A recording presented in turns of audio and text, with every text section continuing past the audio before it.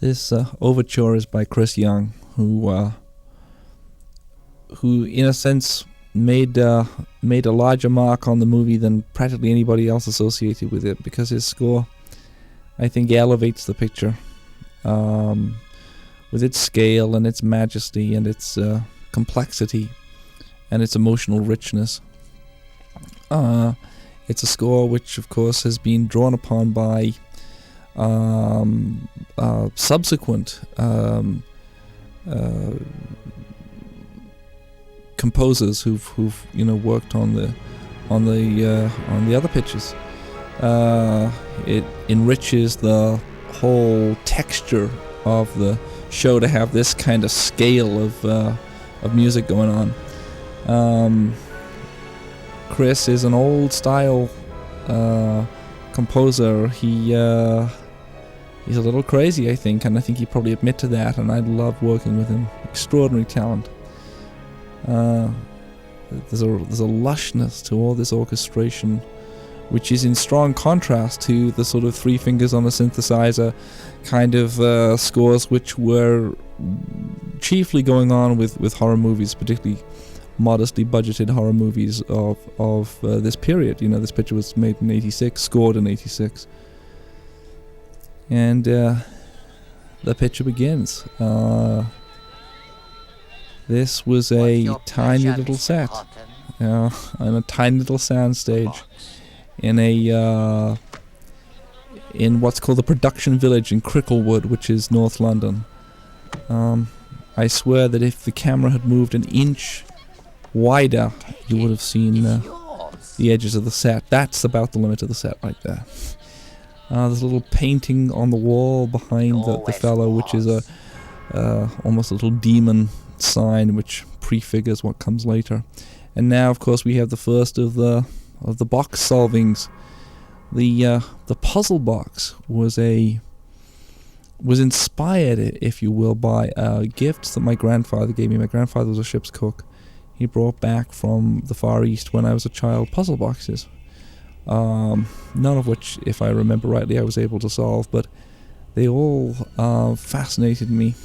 And when I came to the idea of evoking hell, it seemed an interesting way to go about it, to create a puzzle that had to be solved in a 3D fashion, much as a Latin invocation has to be solved when you set it around a pentagram or whatever. It's a solid metaphor for the intellectual puzzle of raising hell.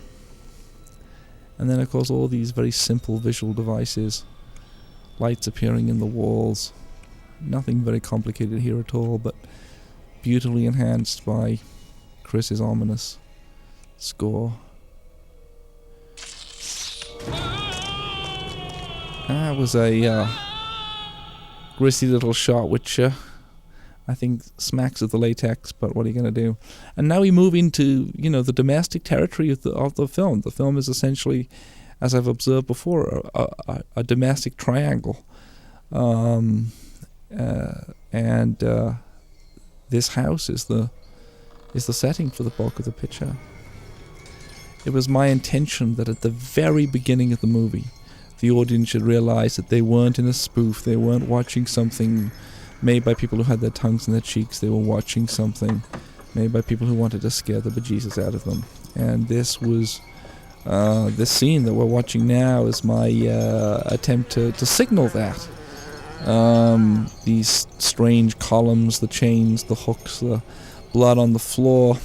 I think it was awful from the local abattoir, if I remember. And then, of course, the appearance of our man Pinhead, the first time he ever appears on the screen,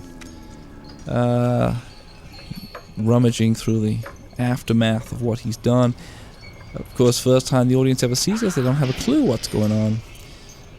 This was a failed special effects gag. This was meant to be a meltdown. The whole face was supposed to melt away into the floor, and we tried it as a meltdown. Those are wax pieces. It didn't work, however, and we just left the jigsaw element of it in. From the beginning, it seems Pinhead caught the audience's eye, because I remember coming out of a midnight screening in Cannes, first time it was ever seen by an audience, and and everybody talking about this figure.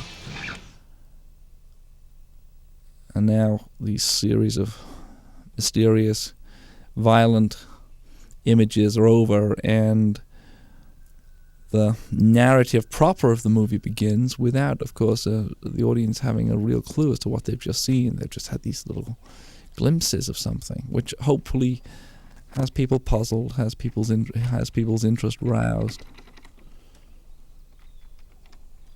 This was a real house in North London, which we did practically nothing to. We just rented it and took it over for a few weeks. The whole picture cost $1 million. We didn't have a lot of money to spend on sets and so on. Voila. On the left here, of course, Andrew Robinson, famous for his interpretation of Scorpio from Dirty Harry, and on the right, Claire Higgins, who is an extraordinary actress, extraordinary British actress, who I think I'm right in saying this and the sequel are the only horror movies she's ever made. I read a review of her recently in Cleopatra and at the National Theatre in England. She's an extraordinary, what I suppose you call legitimate actress. And she brings a great deal of subtlety to what she does.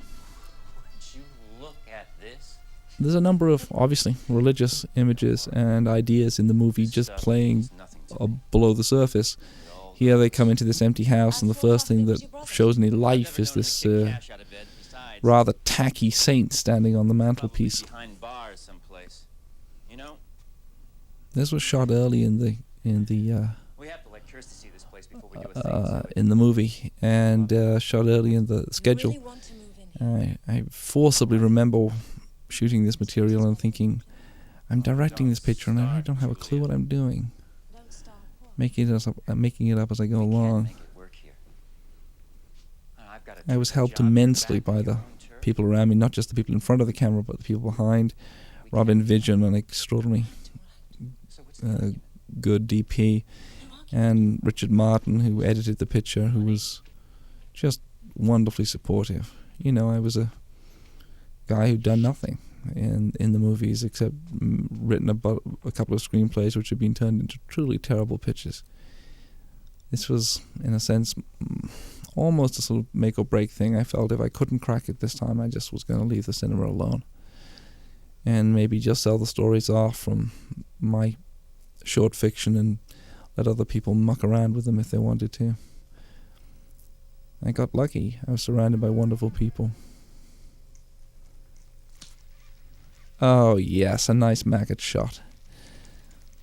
Boy, well, we didn't have a second unit on this picture, so that kind of close-up material was done by the first unit, so we sat for hours waiting for the blooming maggots to do what they needed to do. Again, all this stuff there's no set here. This is all shot in the house.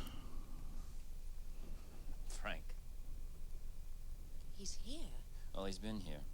I mean, there's stuff in the kitchen you wouldn't believe. Now perhaps we'll begin to put part of the story together. I mean, one of the things I've always tried to do with my pictures is and actually the short stories and the novels as well, is have some level of mystery playing. So not only are the scary images there and the disturbing images, but also there's hopefully a sense that the audience is intrigued by the narrative, that they don't get all the pieces of the puzzle from the beginning. They have to slowly develop a comprehension of what's going on. Ashley Lawrence here, I think she was perhaps 19 when she made this picture. We had auditioned a lot of girls to play the part of Kirsty, and she was a friend of one of the secretaries at New World. She had done some work. I don't think she'd done any film work. And came along, and she was just so beautiful and so innocent and so feisty. And she had a scream that would have shamed Fay Ray. So she was just about perfect for the role. Got herself quite a little fan club after this picture as well, and quite rightly. Dad, this isn't a gesture. This is something I need to do. Come on and trust me a little, okay? I like the intercutting in the material here. Dickie Martin, the editor, keeps the surface of the thing alive constantly. We've got 2 or 3 things going on. The father's talking to the daughter. The stepmother is going through pictures of her old lover. Call me tomorrow. We now recognize the lover because we've just seen him in we've seen him in the photographs, and we know that this is the same guy who was pulled to pieces at the beginning of the movie. So we're beginning to put the pieces together, and there's a lot of mystery still to be solved, but hopefully by now we're drawn into the narrative because there's so many elements at play, and we know that something terrible happened in this house. So as long as they're here, we suspect that there are going to be consequences of those actions. Why not? Great. We'll move in on Sunday. Sunday, Listen, look out for the molding the day of the Lord, and bells on the soundtrack, and a sense of opportunity and a new start perhaps. But of course the audience knows very well it's not going to end up being that way. The audience has a very clear sense that this is a bad place for these people to be. The actor, the younger of the 2 actors moving this gentleman here, Oliver Parker, recently directed Othello, starring Larry Fishburne and Ken Branagh. He's been a pal of mine since my theatre days, and was dubbed later on because the New World decided that they needed to hear American accents rather than British. Never really understood that, but there was a fundamental anxiety where the problem of, as they saw it, the problem of English accents was concerned. A little introduction to Ashley visually. A lovely, lush little piece of scoring from Chris. This is pure atmosphere. It doesn't really offer any great narrative clues, but it introduces her to the house.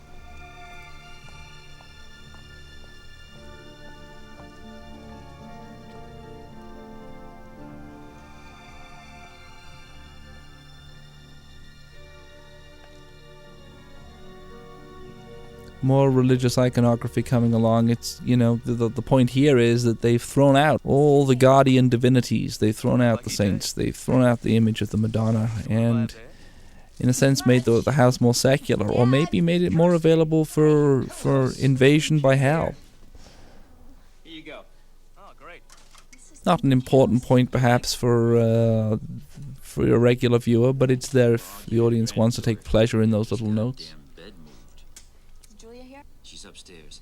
Look, be gentle with her, okay? She hates moving. Surprise. Kirsty. Okay. Little domestic I'll be nice.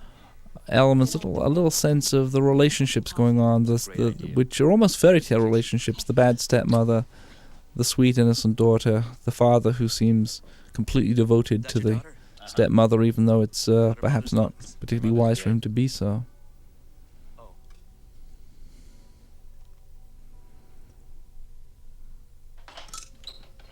And now we get a whole sequence, I don't know how long it is, many minutes, which tie together Julia and Frank. She's just staring, obsessing on his photograph. And now the memories start to flow. Can I come in? He appears at the door, dubbed again. Again, the desire of the American producers. Sean Chapman. That's right. Very handsome, Who are you? charismatic performer. I'm brother Frank. Oh, yeah. So we're seeing the beginning of the relationship here in flashback, and we'll see it slowly woven together with the present day, with Kirsty and with the moving of the bed, until it all climaxes in a little bloodletting, as we'll see. You're very welcome. Yeah. Well, that's nice to know.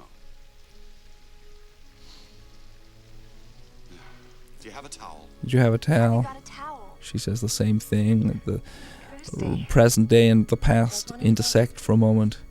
The picture gets slid out of sight like a guilty secret. It's not that big, but it's okay. Kirsty's making small talk, but Julia's way too obsessed with her memories to be concerned with the girl who's just chattering away about having a room, and Julia's got much darker thoughts on her mind.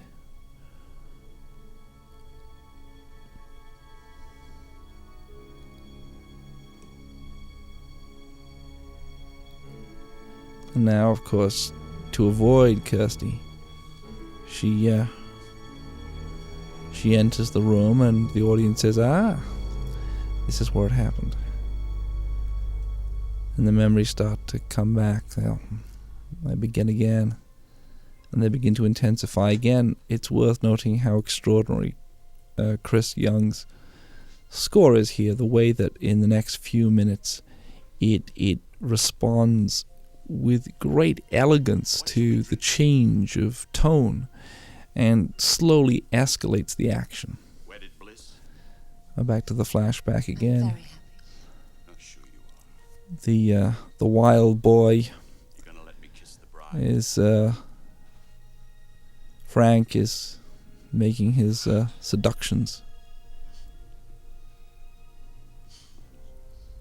Now Chris's music begins to pick up violence, pick up What about energy.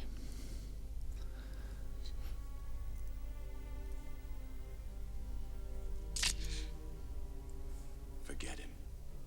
This whole sequence is probably the portion of the picture which really I'm proudest of, the interleafing of past and present, of memory and reality, of sex and bloodletting, which is so much a part of thematically what's going on in the picture. Two very attractive performers and a bed being moved up the stairs, and Chris's score all pulling together to create something, I think, rich and interesting. It's very important that this material convince the audience that Julia is missing this man, that it was something exceptional that went on between them, because she's gonna do a lot for this guy in the next hour or so of screen time. She's going to commit murder for him, and so we have to believe that she's, after all this time, obsessed with him still. Meanwhile, poor cuckolded Larry is lifting the bed, the marital bed, up the stairs. And I think there's a nice association of pleasure and imminent pain, orgasm and bloodletting. It's never enough. The blood gag didn't work the first 2 or 3 times we did it. It took quite a while to do. Such a simple thing, but it took a while to do. Please.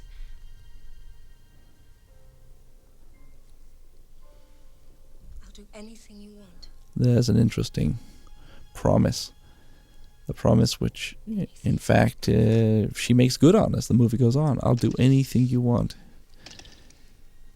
And now we start to feel maybe the almost mystical power the blood has in the movie. Here's our man bringing his wounded hand across the room, and these big, slow drops of blood hitting the floor. Maybe the audience is familiar with horror movies. They're already going to have a pretty good idea of what's going on here. They're going to get a real sense of what those shots like that really mean. Something vampiric about what Frank, who's waiting embryonically under the floor, does with blood. A very simple reverse gag. This was a set. This was, am I right in saying the only set? I think the only set. And for obvious reasons, we needed to puppeteer stuff beneath it, and we had that shot, which I think is fun. A little plastic bag being inflated by a special effects man's breath. The keys are in the kitchen. And now we come into what is a big showcase for Image Animation, who were the special effects team, led by Bob Keane and Jeff Portas, who serviced the entire picture. And perhaps the most extraordinary musical cue in the picture, in the sense that it's a big, romantic, waltzy musical cue to go with the resurrection scene. The piano comes in and really makes it a big romantic cue. It was one I resisted at first. I wasn't sure that it was right. And now, with hindsight, I think it was an extraordinarily elegant choice of Chris's. Each of these shots done separately. This whole sequence took a hell of a long time, each gag separate, and the rats weren't particularly accommodating either. We had so much rat footage, and I think we only found 3 shots where they looked even faintly disturbed. It's very difficult to scare a rat. Each of these gags separate, all elaborately storyboarded, and here was a meltdown in reverse, which has a strange, surreal quality to it, which I rather like. Each time we go back to the puppet, we go back to a different puppet. Each one did something different. So it really was a pretty elaborate business. Another meltdown in reverse. Actually, I think the continuation of the same one before. I think it was a layered little brain which we melted down.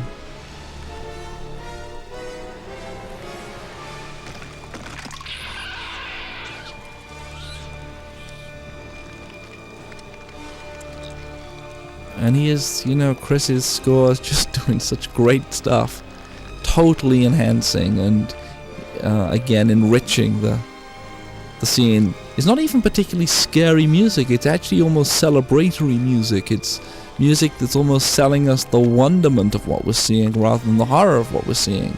Certainly, we're not sitting there, I think, being scared by this. We're being perhaps, hopefully, even astonished. So now we're really into fantastical territory. We've just seen a guy resurrected upstairs, and now we're in the middle of a dinner party.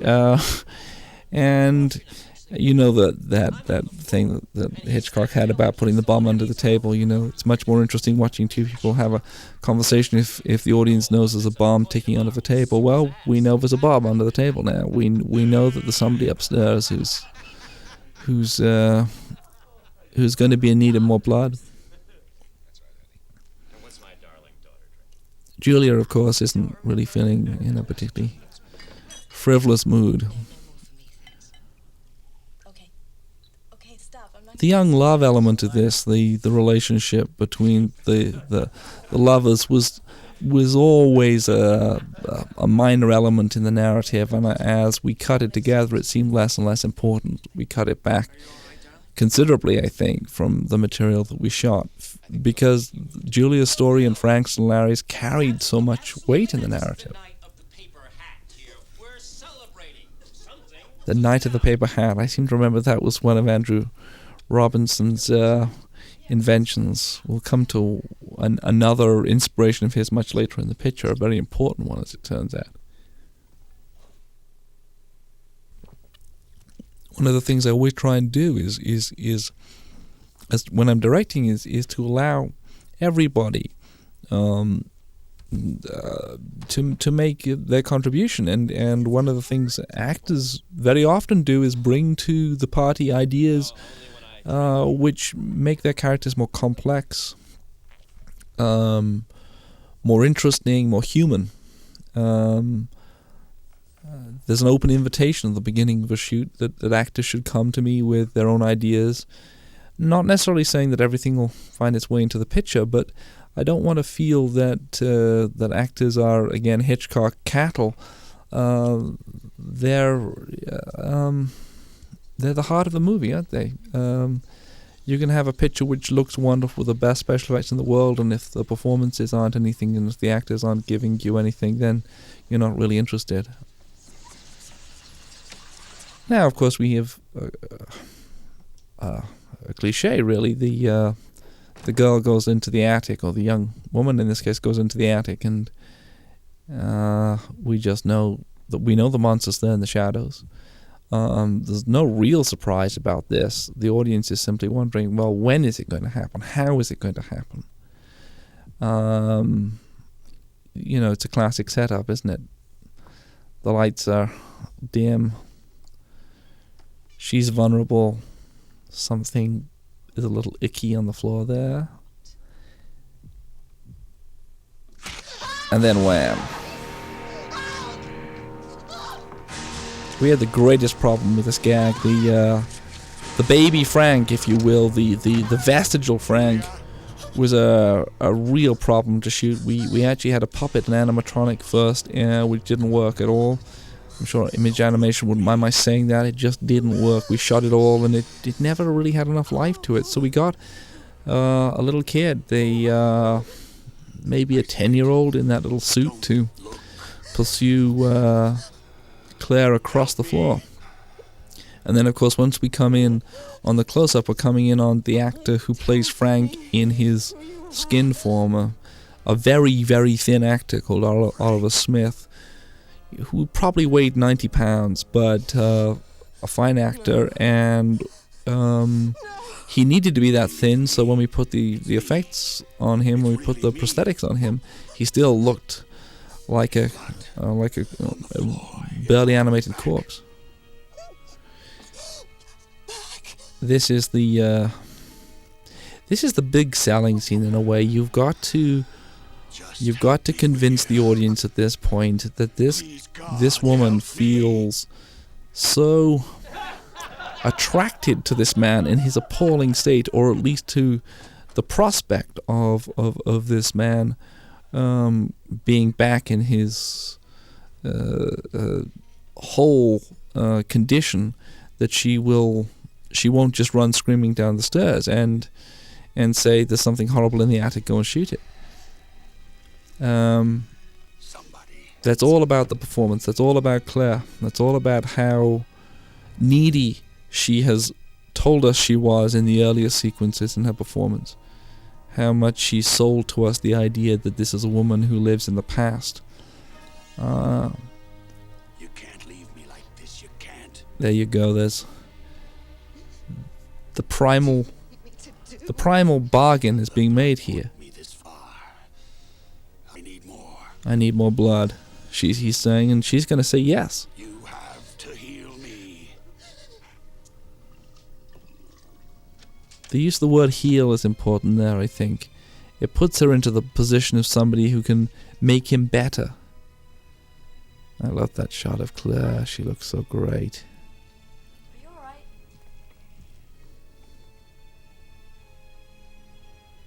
Kirsty? Thought I'd lost you. No, I'm here. Good night.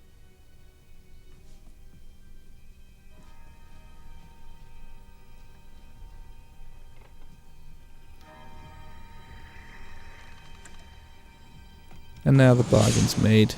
We know that she's going to do what she needs to do. So why didn't you stay at Larry's house? There's plenty of room. Another dubbed voice. It's Julia. I see.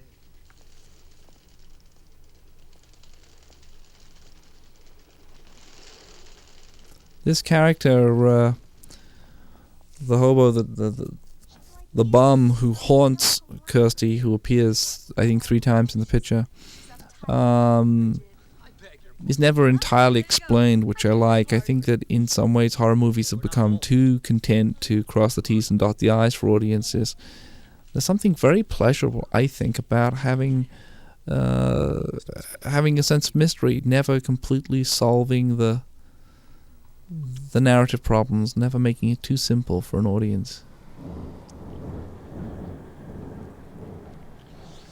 A little young romance which dissolves into something a lot more a lot less satisfactory. You know, this is the relationship before and after, isn't it? Young love turns into a marital bed which is totally unhappy. The husband snoring away.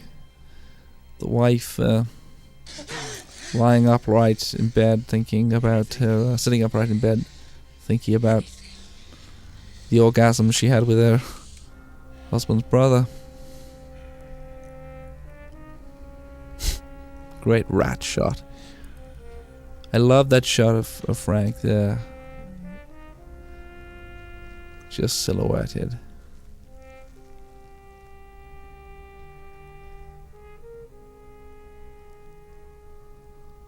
You'll do it. Yes. I will. I will. Obviously, you know, that's the marriage right there, isn't it? She's left the marital bed to make a different kind of bargain. And now we move into something which is, boy, this was such fun to shoot. A strange, surreal nightmare, which, I love the way Ashley looks in this sequence. The feathers, the baby crying, everything about this sequence. It's just short, but I think it's nicely unsettling. And the blood spilling through there. I'm a huge fan of Dario Argento's material, and I'd like to think that there's something of Dario's surrealism, this wonderful sense of the... Oh, there's a sense that he knows that images in horror movies are perhaps best when they're not entirely explicable.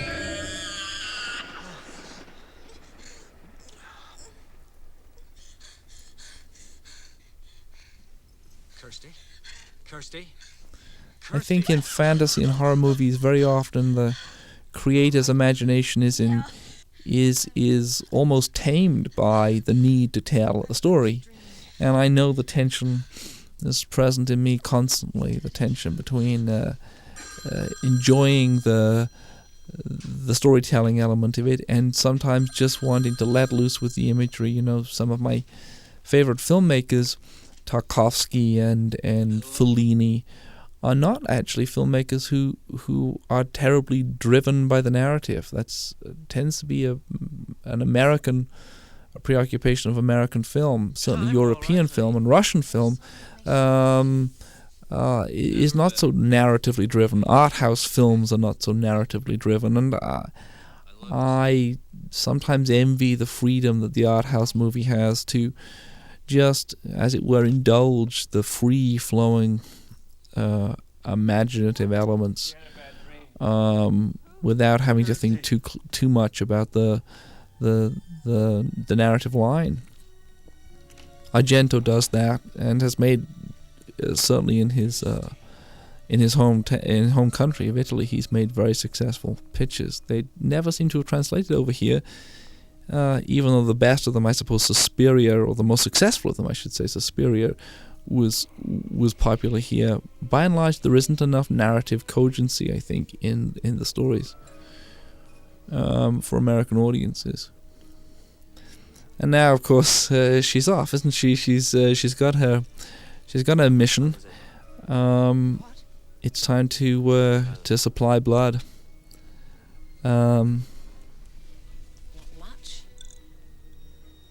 We had a wonderful woman who was the script supervisor on this picture, and a very English lady, rather quiet, incredibly thorough. And at one point, New World told us they didn't want to call the movie Hellraiser. They didn't know what they wanted to call it, but it wasn't Hellraiser.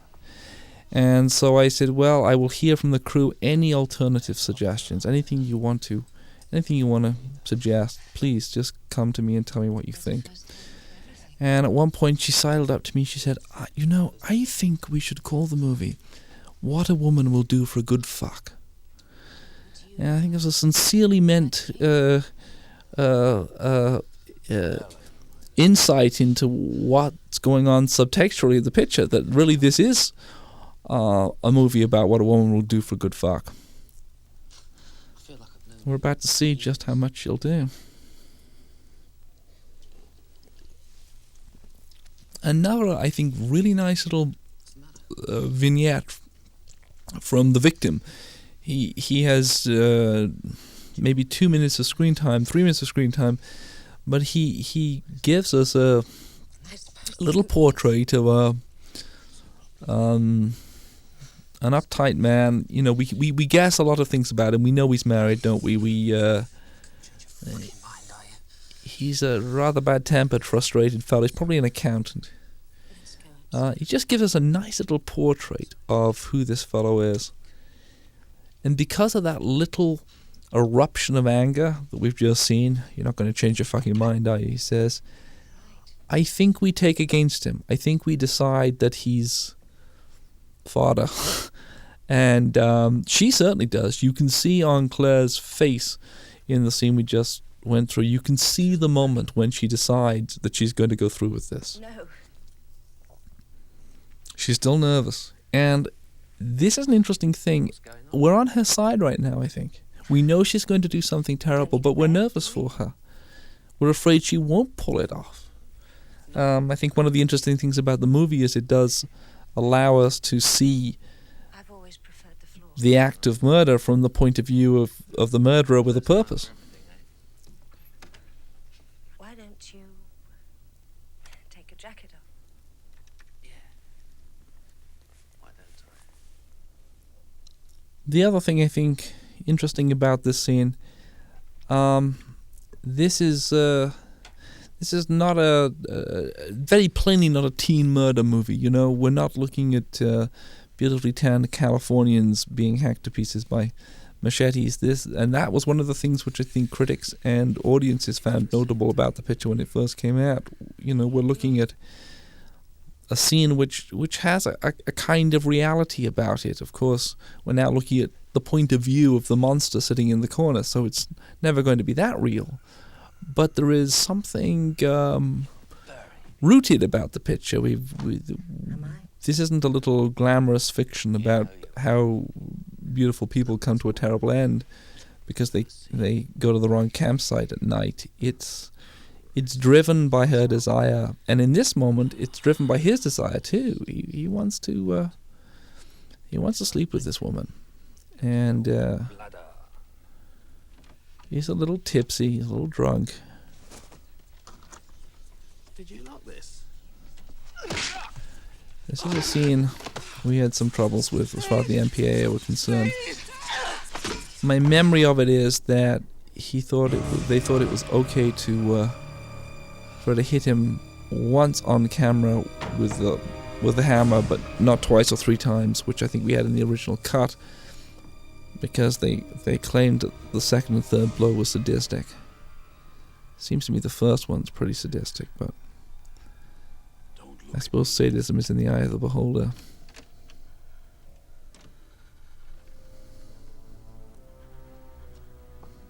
This is a shot I like, coming off her face down to the creature, just going, and the body we just see the body twitch as the creature's fingers go into the corpse's neck.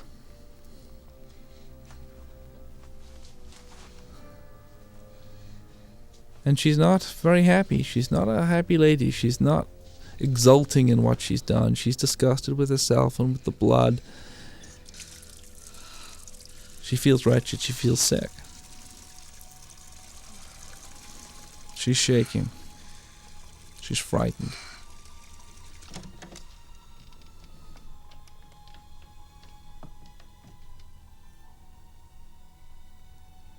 And when she comes to confront the evidence, as she does now, her response is just disgust. The body has been drained of its essence, I suppose. And there's a glistening trail to the corner of the room. And now, I love that shot. Frank steps into view. See, it's making me whole again. This is a beautiful piece of special effects from Bob Keane and his team. Puts more flesh on my bone, Elegant and, we both want that. again, not to my eye, ugly. It's It's a glistening, strange Damn you, I want to touch you. image. It's not even gory. Gooey, yes, but not gory. Come to daddy. We'll hear "Come to Daddy," of course, again before the picture's out. Again, the man in the suit here is Oliver Smith, the 90-pound gentleman, so he still looks thin. This is a lovely moment, I think, because this is the scene of the adulteress almost discovered, except that she's committing committing an adulterous crime with a semi-resurrected man and a dead body. Am I alone in thinking there's something blackly funny about this? She's wandering around in lacy lingerie, moving a body that's still got its socks on it, while her lover sits in a pool of human juices upstairs. The thing is constructed like a sort of grim French farce. Doors opening, doors closing. I was calling for you, didn't you hear? And of course, I think again we're concerned she's going to be discovered. And You want a cookie, little girl? I think that was definitely Mr. Robinson's edition, which I like. Is there anything I can get you? And he's the concerned husband. He's the loving husband. I hope the audience here is feeling a lot of contrary feelings. They feel sorry for him because he's clearly fodder here. He's not going to survive the movie. And yet, are they a little admiring of her? I think they are. She's driven. She's violent. She's immoral. But she's determined to get what she wants.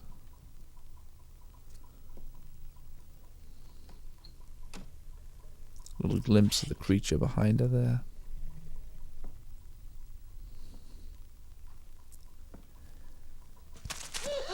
I'm hurting. My nerves are beginning to work again. Slowly, we're going to watch Frank reconstruct it. It's like those Invisible Man models that you used to be able to get with the skin translucent and you can see the body beneath. Gradually, we're going to see that body reconstructed. I must get away from here. Ultra slime pouring off his chin there. We used gallons of that stuff. Just a moment. Again, I think Put on some music, will you, babe?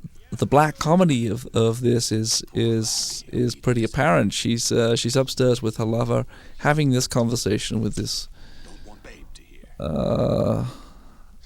partially created or recreated man, while her husband is pouring her a brandy downstairs.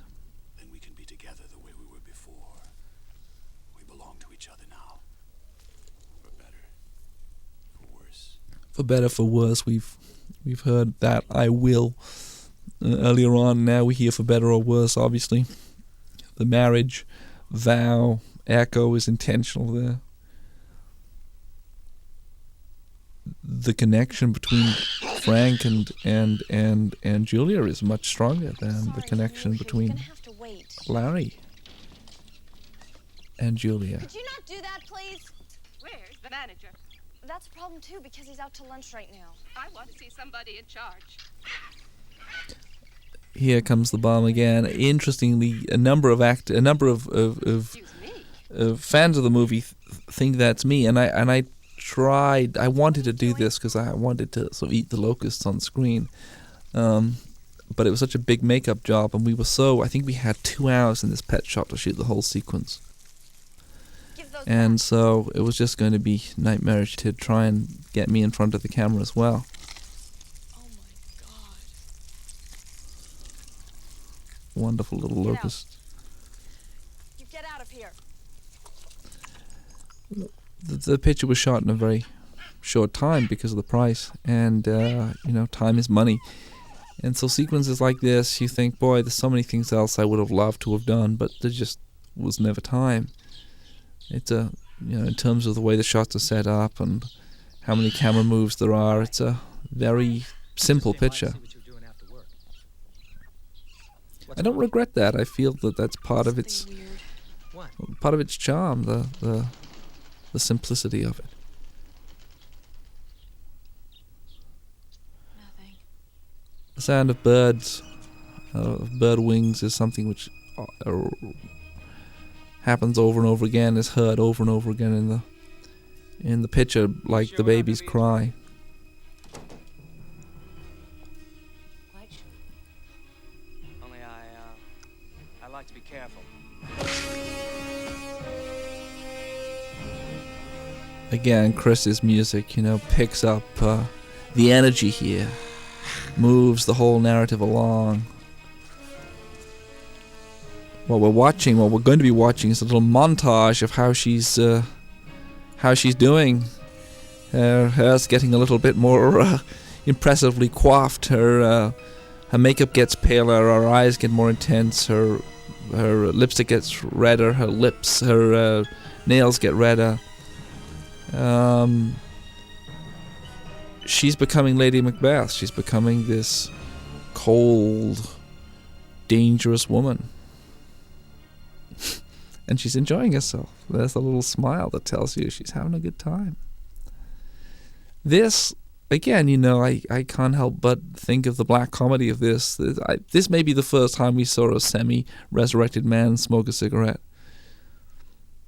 There's something almost casual about his presence in the picture. He's wearing a shirt and it looks like shit, but he's smoking a cigarette. He's beginning to get his life back together again, and I liked very much the feeling of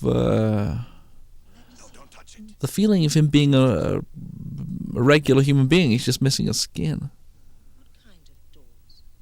And now, of course, we get the story, the backstory. I thought I'd gone to the limits. Back to the beginning of the movie. The Cenobites gave me an experience beyond the limits. Pain and pleasure, indivisible. It's the first shot we ever shot in the picture. Each of these creatures came from a design that I gave to the special effects guys, who then developed them on in their own unique fashion. The thing about the Cenobites is that there's something punkish about them, there's something priestly about them. The whole idea was that we should provide a kind of monster that hadn't been seen before, that was stylish, and I think Pinhead is almost beautiful in his way, certainly elegant. It's not I think a gross image. It's not an image which is sickening. It's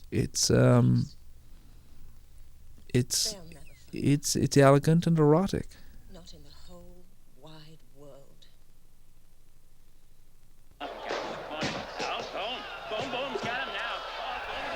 Here we see Larry watching the television while What kind of stuff made you sick? I've seen worse. while Julia is completely untouched by all the bloodletting on the screen, because she says she's seen worse, and my God, she has. We've watched her take a hammer to two guys now.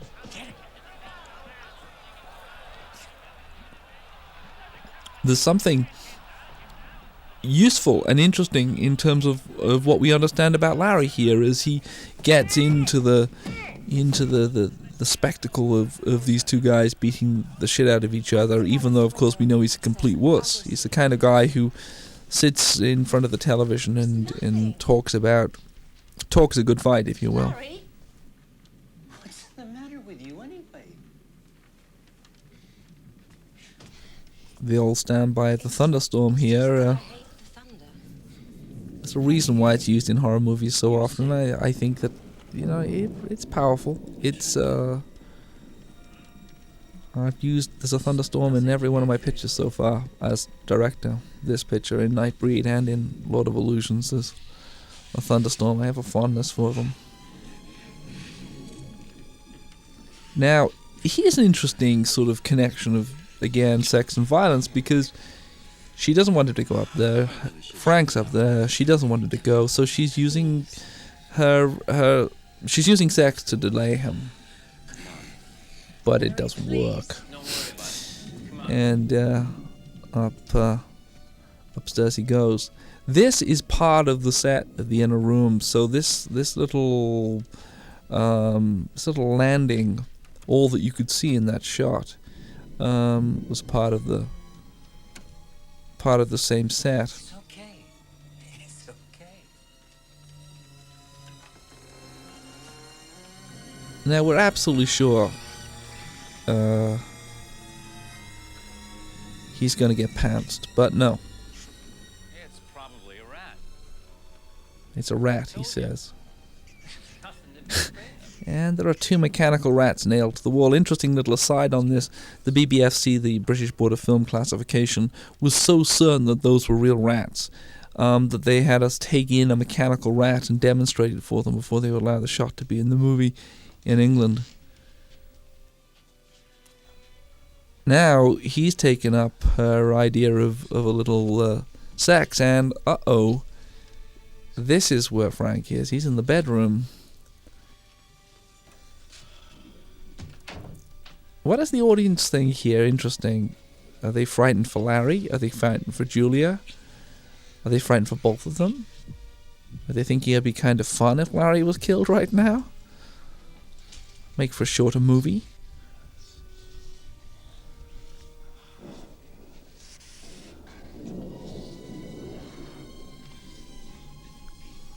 Strange little details here. The spilled nail varnish. It looks like blood. The face on the portrait on the wall staring back at her. And then out of the closet, so to speak, comes our man Frank with his switchblade in hand. What the hell is he gonna do? No, please don't. No, please. I can't bear it, please. Please. Please. Please, no.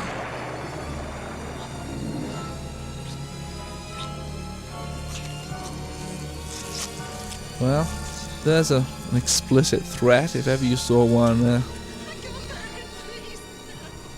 And what's nice about the "I can't bear it" stuff from her is, of course, she's speaking to Frank, even though she seems to be speaking to Larry, which I like. I like the panic grows in her. Her eyes go between one brother and the other, leaving poor Larry totally confused.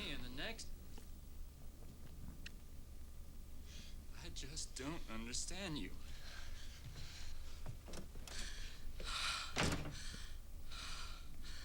Claire is so good. She had a real challenge here, and I think there isn't a place in the picture where she doesn't come up trumps. Maybe we shouldn't have come back. Here's another location, little Chinese restaurant in Hampstead, which we had, I think, 2 hours to shoot in, which accounts for the simplicity of the setup. I think there's a wide 2-shot and 2 singles.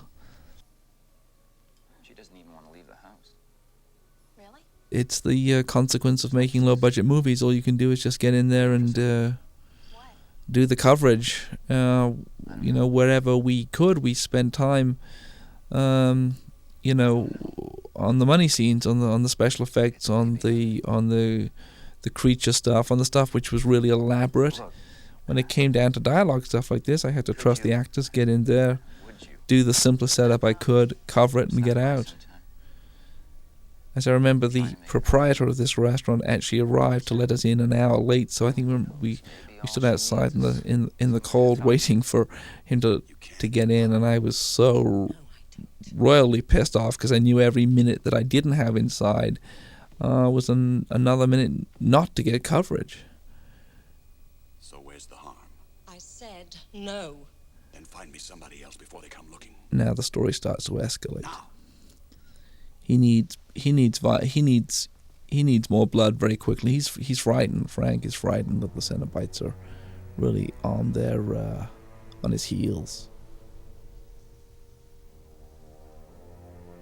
And just by chance, Kirsty's coming to the house when Julia is letting in her third victim. I love the change of expression she has there as she looks out into the street.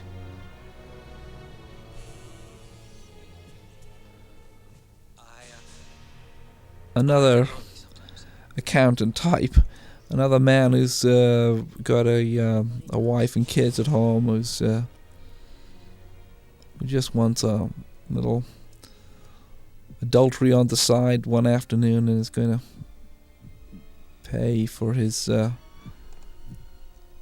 extramarital desires.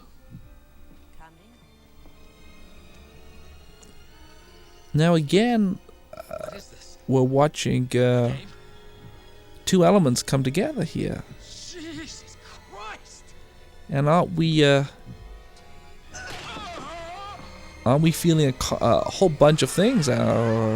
Kirsty's outside. We don't want her to go in one sense because something terrible is going on. We don't want her to get caught. We want the victim to be killed, even though he's practically innocent. His only crime is wanting a little afternoon sex. Get out of here. Please. Don't let him kill me. There was another shot the MPAA made us trim substantially. We had a shot of the fingers entering the flesh of his neck. I actually got a version of that into Lord of Illusions. I think it must be an obsession of mine, fingers into flesh. A much longer version, a much more elaborate setup in Lord of Illusions. But curiously, the MPA had problems with that too. It's obviously a big problem for them. Never fails to amuse me what distresses them and what doesn't, what causes them problems and what doesn't.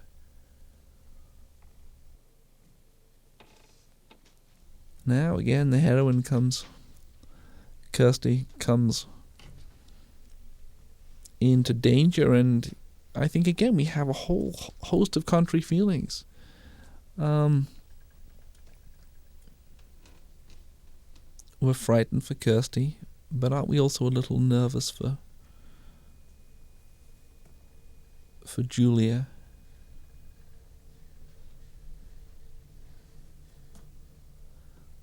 We're intercutting between the real house and the set. There's the set, that's the real house. That's the set, that's the real house.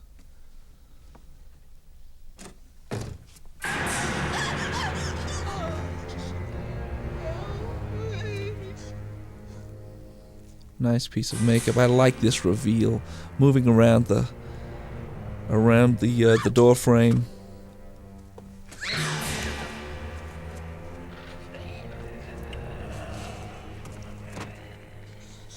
No. Kirsty, it's Frank. It's Uncle Frank. That's reassuring. You remember? Come to Daddy. There we go with Come to Daddy. It's important that Come to Daddy because it's going to pay off later in the picture, of course. You've grown. You're beautiful. Yeah, my God, he's lusting after her. Don't touch me. Don't touch me, or so help me. What do you do? What can you do? There's nothing to be afraid of. Bet you make your daddy so proud, don't you? Beautiful. This isn't happening. I used to tell myself that. I used to try and pretend I was dreaming all the pain. But don't you kid yourself. Some things have to be endured. I like that And speech. that's what makes the pleasure so sweet. Another scene, another shot the MPA had some problems with. And yeah, hands into the stomach. And what I like here is, Kirsty's a feisty gal. She's just fighting back. Again, something that happens in all my movies and the stories too. The women are not just passive entities ready to be beaten around by the monster, terrorized, and then saved by the hero. They're very powerful creatures of their own.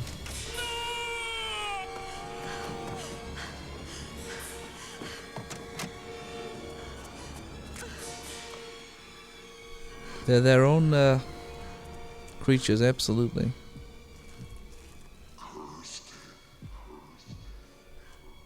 Come to Daddy. There, that come to daddy echoing through her mind as she wanders in a dazed state because it's going to be important later on.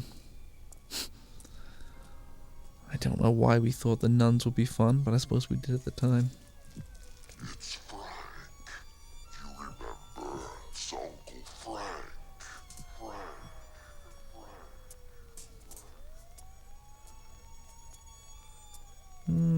Chris's music does so well for us again here. That strange line of melody holding on, and then she collapses. Are you alright?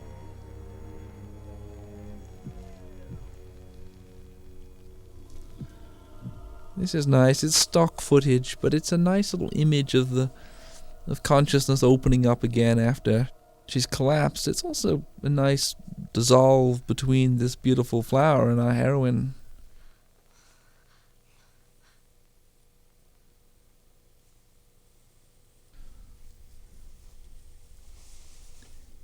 And we're going to see there it is on the television. Good girl. What happened? I'll get the doctor. Wait I a was minute, wrong how when did I get said here? before there were no other I won't be sets. a This moment. is also a set. Because it's connected with the corridor to hell, and we couldn't find a corridor to hell in North London. Please get back into bed. I have to call my father. That's easily arranged, but first, back into bed. It's important. It really is. First things first. We'll get your telephone after we've talked. This is What about fairly mechanical plotting material, I suppose. The I don't remember. the atmosphere of the room is nice. I like what we did with the room. This sort of rather run down environment. It's not a nice, pristine, reassuring territory. It's like a David Lynch hospital, isn't it? The box, we haven't really talked about the box other than my grandfather's gifts from the East inspiring it, but it was again produced by Image Animation, and there were various versions of it. I think the most often asked question by fans is, do you have one of them and does it work? The answer is there were many of them, and they did many things. The box that's in front of us right now does nothing at all, but then when she sets it on the bed, it does something different. It's some of them opened one way, some of them opened another way. No box did everything.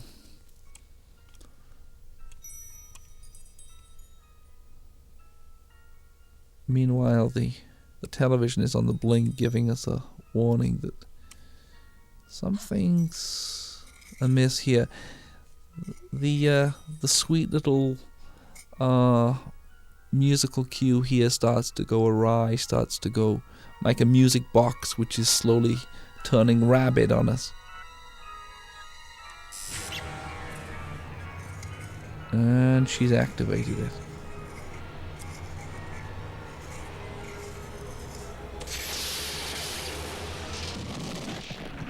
And the door in the wall opens up.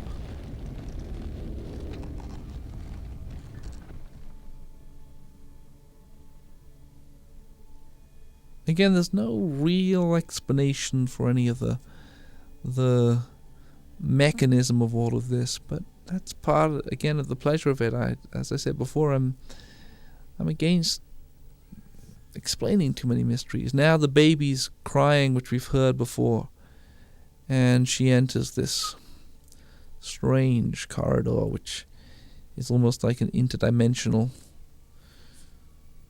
passageway. We wanted a monster for this corridor, which would be something we hadn't seen before, but of course we needed to do it on a price.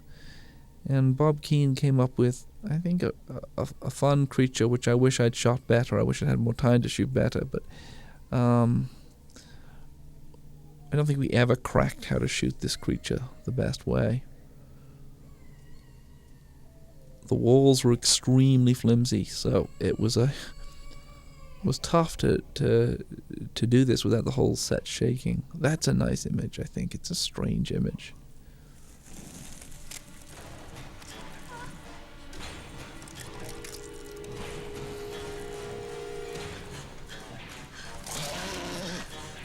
That's nice, but you can see the rake behind for sure. I mean, you can see the guys pushing it. We had a lot of footage here. I shot it over and over again. Never, I just say, really, I think, delivered on it.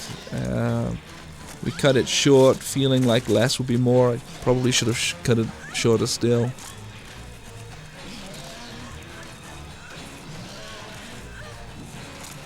There's a fellow, you can probably guess, sitting in the tail. His head's in the tail, his arms are in the legs, which are straddled around the wall. And there's a rig supporting the rest of it, and it's being pushed down the corridor at the rate of knots. Now she thinks she won't play with the box again. She just wants to undo what it's done. But it's too late.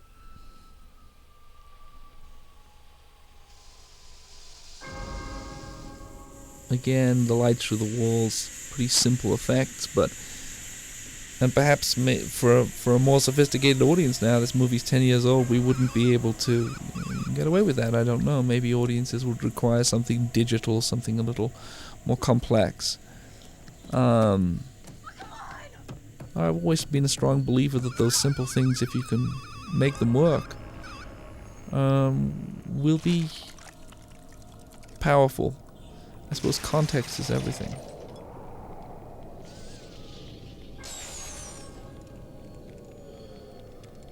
The opticals, I think, are pretty crude. I did some of them myself with a very nice Greek gentleman who really we were at the very limit of what we could afford. We kept it fairly short.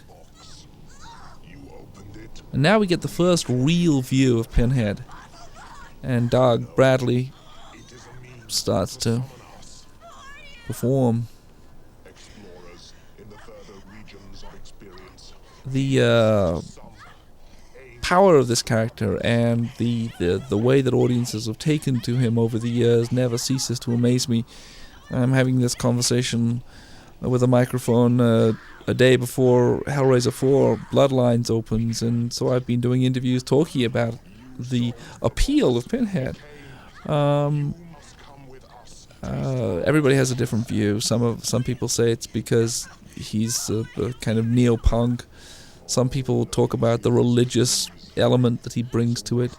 Obviously, there's an extraordinarily good performance by Doug Bradley at the heart of this. The design is beautiful.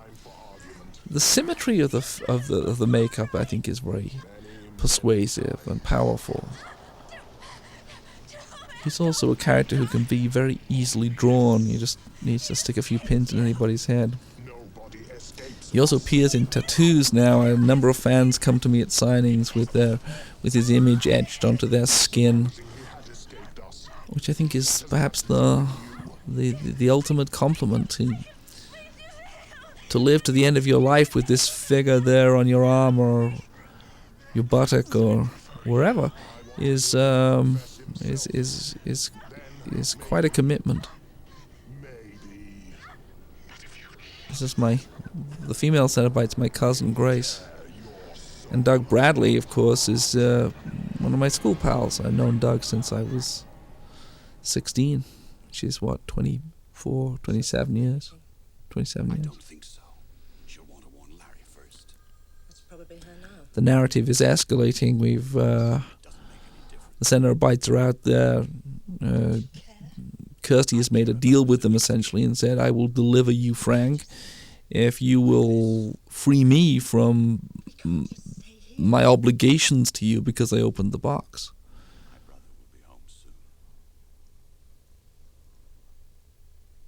And now Frank has an idea. Larry's going to be home soon. If we're going to escape, then the ultimate sacrifice is going to have to be Larry. Poor, trusting Larry. What is it? I don't know where to begin. What are you talking about? It's best you see for yourself. I left her. You're safe and sound. I even locked the door. Now we leave that narrative thread. We leave Larry looking puzzled. And we go back to the hospital for a moment. To her father's house. We know all the narrative elements are coming back together again. Now, here's Larry. Or is it Larry? Is it Larry? Is it Frank? That's part of what drives this section of the picture. The last time we saw this face, it had It had poor innocent Larry's soul behind it, but no longer. We know Frank's in there now because Julia's having a good time.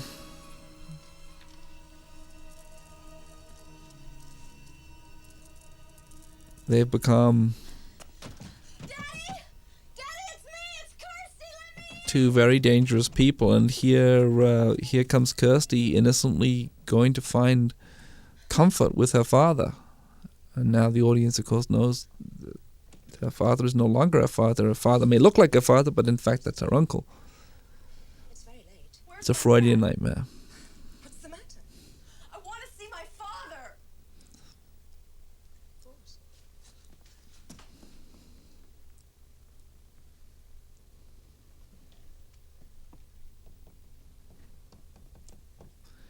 I think one of the things which drew Andrew Robinson to this part was that he gets to play both the good brother and the bad brother. And that's fun for any actor, I think, to play yin and yang in the same movie. To play the innocent and the very guilty party. And of course the audience is looking at this and they're thinking, God, Kirsty, get the hell out of there. You're how soon? When's she going to realize what's going on here? There's a lovely moment coming up. Here's the poor girl trying to explain this terrible thing to her father. Whatever Frank did was unspeakable. Whatever Frank did was unspeakable. And the lovers exchange these looks as though the really unspeakable stuff was what they just did on the bed, and wasn't it wonderful? Again, there's a kind of very, very dark humor in all of this as I see it. Something that, curiously, I think critics don't tend to get when looking at the movie. They tend to miss the fact that while my tongue is nowhere near my cheek, and I think the movie has an interesting richness in its darker threads. Nevertheless, there are places where the humor does come to the surface, and when it does, I think it only enhances the darkness. I don't think it's at the expense of the darkness. It's different from Freddy Krueger making jokes as he cuts teens to pieces. Not obviously in Wes Craven's version, but in the subsequent pictures. The darkness here is enhanced, I think, by the humor. I need to see him. No, you don't. Yes, I do. Yes. Wonderful look from Andy there.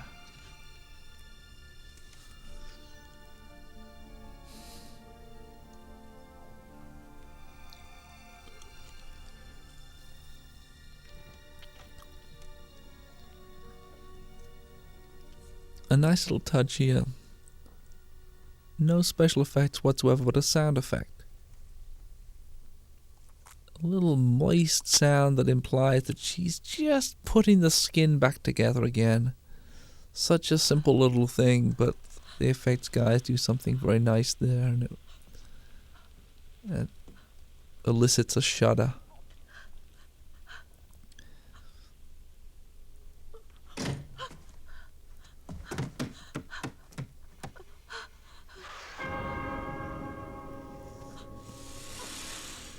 That's a lovely shot. Robin Vision did so well for us here. I think it's my favorite shot of Pinhead in the entire movie. You want the man who did this? No. No, that wasn't the deal. He's my father, and you can't. Now, poor Kirsty thinks she's protecting her own father, and of course she isn't. Move! Kirsty. Move! The thing is escalating, moving towards a very intense conclusion. Here's Kirsty running downstairs, hoping she's going to save her father from a fate worse than death. There's no time. No, wait. I told you all that's over with now. And she's going to get a clue. We've got to get out of here. No, stay with us. We can all be happy here.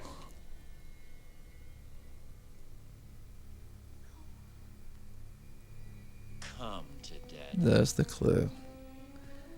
And the expression on Ashley's face changes, and she realizes Come. this isn't Daddy at all. She's heard this from the lips of Frank. Something terrible's happened in this house. She's putting the pieces together as Frank puts his hands around her.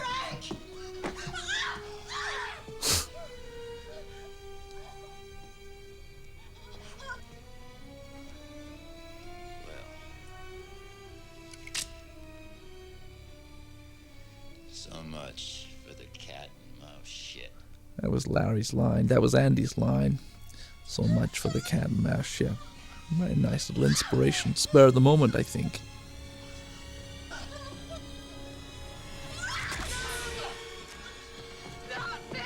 And now things take a turn for the worse. Julia's stabbed by accident, and Larry just uses her as another reservoir. Nothing personal, baby. Doesn't care for her. She doesn't mean anything to him at all.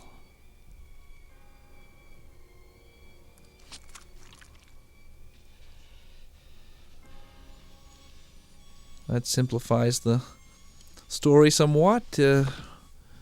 Julia's dead and gone. And now it becomes a pursuit. But it's not a simple pursuit, because we know the Cenobites are waiting in the wings. And we don't know what else the house contains, but we've got a pretty good idea, and we're about to discover.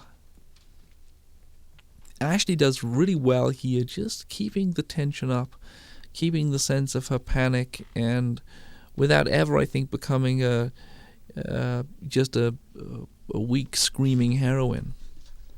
Nice simple jump coming along here. One of those moments, so the track has gone kind of quiet. She goes to the cupboard to find a place to hide, and wham!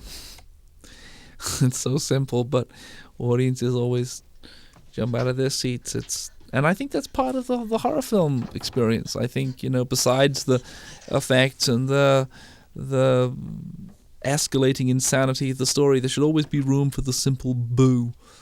The simple prospect of just making somebody jump out of their seats because there was a loud noise or something fell out of a wardrobe and almost hit the heroine in the head. This is also one of those, fun sort of scenes to watch, because how's she ever going to escape this? She's got this man with her father's skin chasing her around the house, and of course there's something absurd about this, but hopefully by now the audience is so fully in sync with the movie. And just when you think it's got as bad as it can get, out comes one of the corpses that Julia fed to Frank earlier on. The intensity of the picture is to a great extent, I think, whipped up by how small the environment in which all this is happening actually is. It's a few rooms. Yes, we go outside once in a while to a hospital or to a bar, but essentially the movie takes place in this house, and I think that accounts in no small measure for how much it holds us, how much it seems to seal us in with its own craziness.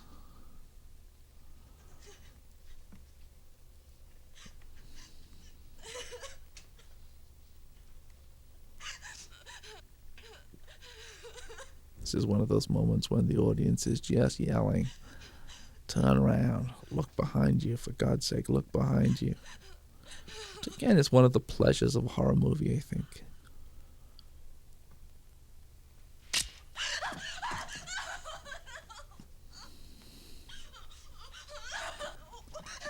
And now for the first time she's in the room with her father and her uncle at the same time.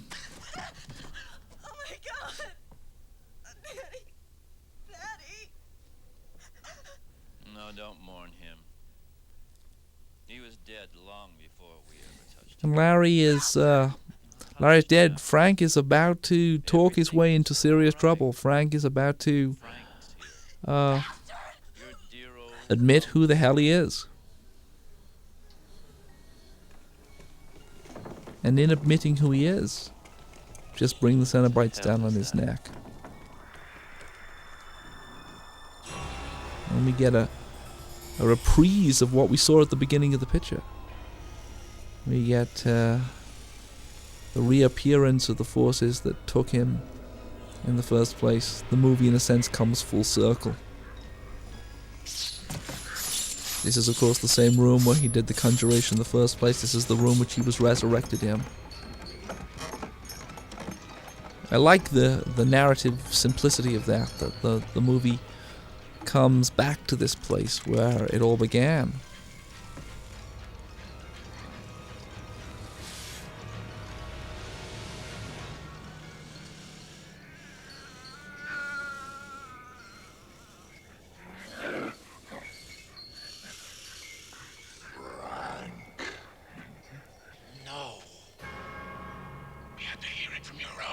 There we go. We had to hear it from your own lips. Isn't for your eyes.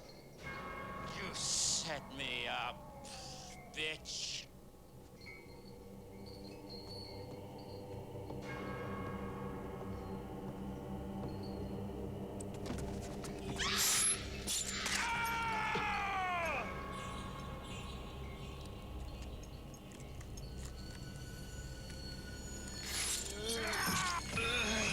Another of the sequences the MPAA had some problems with, perhaps inevitably, though by this stage I think they realized there wasn't a whole heap they were going to be able to do. They have a line about overall intensity. They have a problem with movies' intensity. They talk constantly about the fact that the movie needs to be cut. They won't tell you where it needs to be cut, they just tell you it's too intense. And I always say, but that's what I want to do. I want to make intense movies. I was used to making a horror movie that isn't intense. This was a big rig. My lord, this took a long time to do. The effects guys were working for hours for this. Jesus wept. And there's Andy's last contribution. Jesus wept. It was his inspiration that should be Frank's last line. It's the shortest chapter in the Bible, obviously. It was a tremendously clever idea. Leaves you wondering what the hell was going through his head. I don't mind that at all. He seems almost happy. And in fact, the MPAA took out several seconds where he actually smiled at us. He was licking his lips and smiling at us, apparently very happy with his condition.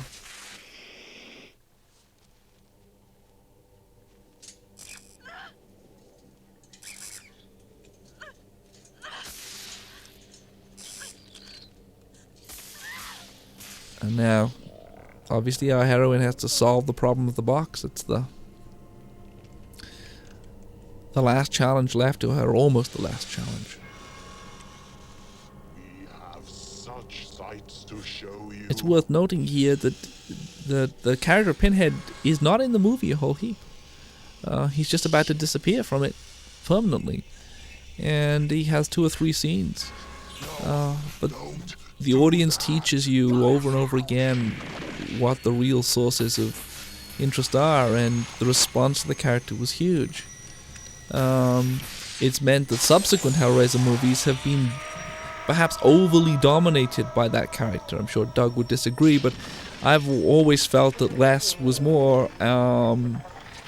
The sense I've had from the audience is that they like to see more Pinhead. It's certainly a problem. The more you show of a character, the more a villain, the more likely it is that the audience simply becomes overly familiar with him or her and is just no longer scared. I think that happened to Freddy Krueger. I think it certainly happened to the character from the Halloween movies. Last night, Pinhead was on The Tonight Show with Mel Gibson. It certainly does something to his power to scare you if you've seen him on The Tonight Show with another movie star being a source of entertainment. It's a paradox which what we can loosely call franchise movies are constantly presented with. How do you go back to this material? How do you make it fresh? How do you keep it scary?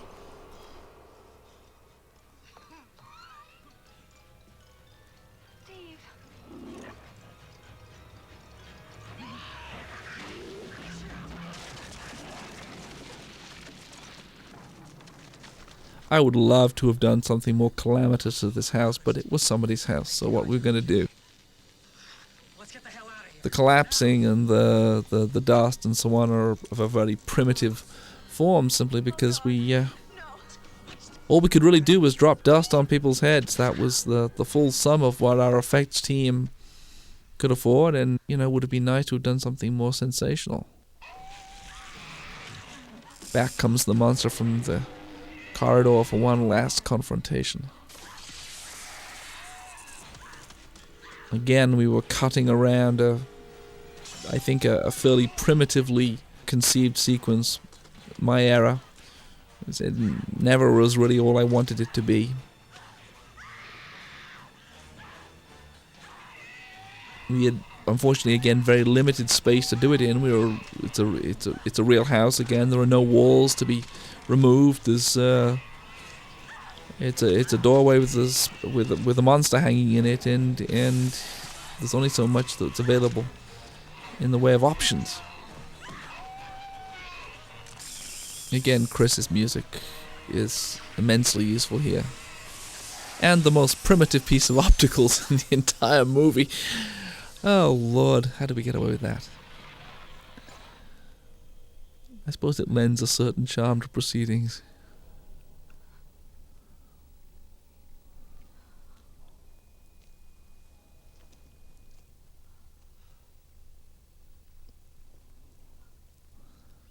Now, if this had been a more expensive movie, obviously I would have loved to have done something more sensational. I would love to have had the house collapse into the ground, be sucked into another dimension, you name it. We would have loved to have done it.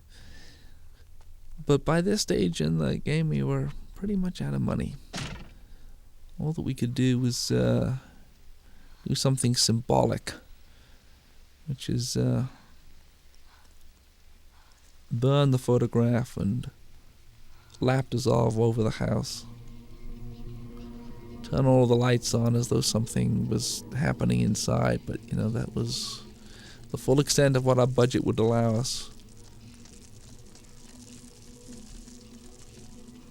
I remember somebody describing the scene in Poltergeist in which the house is sucked into the netherworld as a $250,000 sentence. Well, we didn't have $250,000 to spend on the effect. All we could do was keep it simple. I think this is almost the last thing we shot in the picture.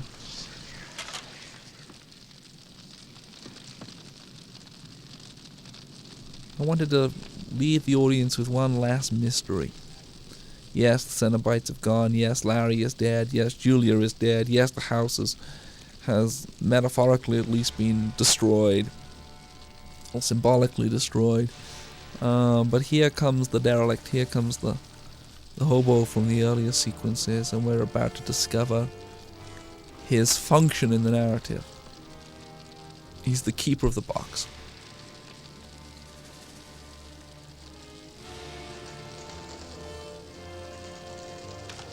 He's the force that picks it up and takes it back where it came from. Not in his human form, but in his demoniacal form, which we glimpsed for a moment there. And then it's gone. Off into the night, taking the box with it. And bringing the movie full circle. Once again, the box is sitting on a table in some exotic locale. And the image of some locust demon is painted on the wall. And it's going to be sold to some unlucky voyager who's going to complete the story all over again. The story of seduction and damnation is going to repeat itself.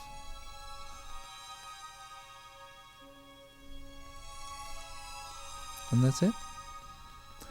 It's worth noting here as the credits go, lead Cenobite, Doug Bradley. This is before we dubbed him Pinhead. I guess it was shorthand for him later on. And of course it's a name that's stuck. But that's what the audience tells you. The audience is constantly educating you as to the things which fascinate them and intrigue them, and that's part of the experience, I think, of working in a popular art form, is that you do want to respond constantly to the audience. I will leave you all to watch the final crawl. Thank you.